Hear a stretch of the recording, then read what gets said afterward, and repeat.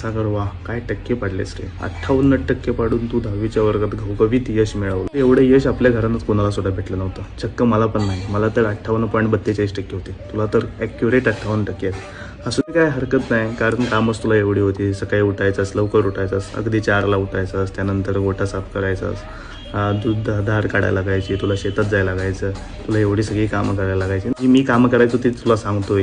ही एवढी कामं करून मला 58.42% पडले होते. समजलं काय काम होतं रे दुसरं. सकाळी उठायचं, लवकर अभ्यास करायचा, जेवणाचं ताट इथं भेटत होतं, सगळं भेटत होतं. तरी पण तू कुठं कमी राहिलास रे, की आम्ही कुठं कमी पडलो. शेजारचा गोट्या बघ, त्याच्याबरोबर गोट्या खेळून त्याला 60% पडले आणि तुला 58.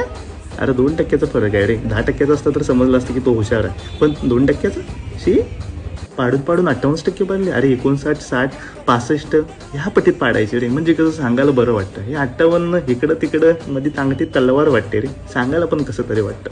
ज्ञान मला देत होतंस पप्पा, गणित कसं पाहिजे, हाताच्या बोटावर आणि जिभेच्या शेंड्यावर. अरे मला एका दोन्ही मिळून तुला 35 मार्क आहे. काय वाटतं काय तुला? तर काय मला म्हणायचंस पप्पा, मला इंग्लिशचा पेपर वाचायचा आहे. रोज पेपर मागून मी तुला रोज पेपर लावला. अरे त्यात पण तुला 40 मार्क पडले रे. काहीतरी ठेव रे, जनाची नाही तर मनाची. 20 मार्क आधीच शाळेकडनं भेटतात. त्यात तू किती मार्काचा पेपर लिहिलास? 20 मार्काचा. अशा चुका काढायला गेलो तर खूप निघतील. त्यामुळे राहू दे, आता झालेत 58%. मी खुश आहे. तू पास झालास एवढंच मला बास आहे. आता काय मला सांगू नको. मी सांगतोय तेच कर. गप सायन्सच घ्यायचं आधीच सांगतो.